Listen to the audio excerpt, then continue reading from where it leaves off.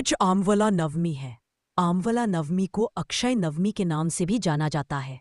आज के दिन सहपरिवार आमवले के पेड़ की आराधना की जाती है।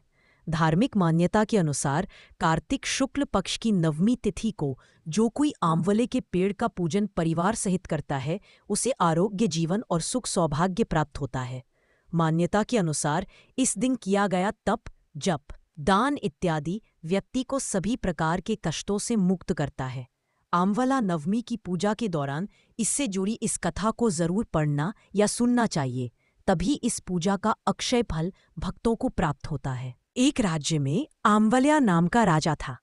राजा ने यह प्रण लिया था कि वह अपनी प्रजा में रोजाना 1.25 मन आमवला दान करेगा, उसके बाद ही खाना ग्रहण करेगा। राजा अपने प्रण के अनुसार ऐसा ही करता था, लेकिन उसके बेटे और बहू को ये बात पसंद नहीं थी। इसलिए एक दिन उसके बेटे बहू ने सोचा कि राजा इतने सारे आमवले रोजाना दान करते हैं, इस प्रकार तो एक दिन सारा खजाना खाली हो जाएगा। एक दिन बेटे ने राजा से कहा कि उसे इस तरह दान करना बंद कर देना चाहिए। राजकुमार की बात सुनकर राजा को बहुत दुख हुआ और राजा ने रानी के साथ महल का त्याग कर दिया। फिर क्या था, राजा आमवला दान नहीं कर पाए और अपने प्रण के कारण कुछ खाया नहीं। जब भूखे प्यासे 7 दिन हो गए, तब भगवान को उनके ऊपर दया आ गई। इसलिए भगवान ने राजा के लिए जंगल में ही महल, राज्य और बाग बगीचे सब बना दिए और ढेरों आंवले के पेड़ लगा दिए। जब राजा रानी ने यह देखा कि जंगल में उनके राज्य से भी 2 गुना राज्य बसा हुआ है, राजा रानी से कहने लगे, रानी देख, कहते हैं कभी भी सत्य का साथ नहीं छोड़ना चाहिए। आओ नहा धोकर आंवला दान करें और भोजन करें।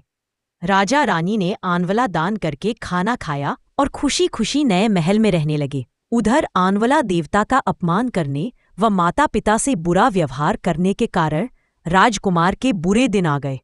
उसका राज्य शत्रुओं ने छीन लिया। वह दाने दाने को मोहताज हो गया और काम ढूंढते हुए अपने पिताजी के राज्य में आ पहुंचा। उसकी हालात इतनी बिगड़ी हुई थी कि पिता ने उन्हें बिना पहचाने हुए काम पर रख लिया। बेटे बहू सोच भी नहीं सकते कि उनके माता पिता इतने बड़े राज्य के मालिक भी हो सकते हैं, सो उन्होंने भी अपने माता पिता को नहीं पहचाना। एक दिन बहू ने सास के बाल गूंथते समय उनकी पीठ पर मस्सा देखा। उसे यह सोचकर रोना आने लगा कि ऐसा मस्सा मेरी सास के भी था। हमने यह सोचकर बहू को रोना आने लगा और आंसू टपक टपक कर सास की पीठ पर गिरने लगे।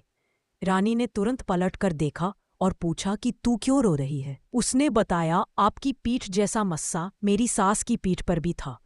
हमने उन्हें आंवले दान करने से मना कर दिया था, इसलिए वे घर छोड़कर कहीं चले गए। तब रानी ने उन्हें पहचान लिया, सारा हाल पूछा और अपना हाल बताया। अपने बेटे बहू को समझाया कि दान करने से धन कम नहीं होता बल्कि बढ़ता है। बेटे बहू भी अब सुख से राजा रानी के साथ रहने लगे।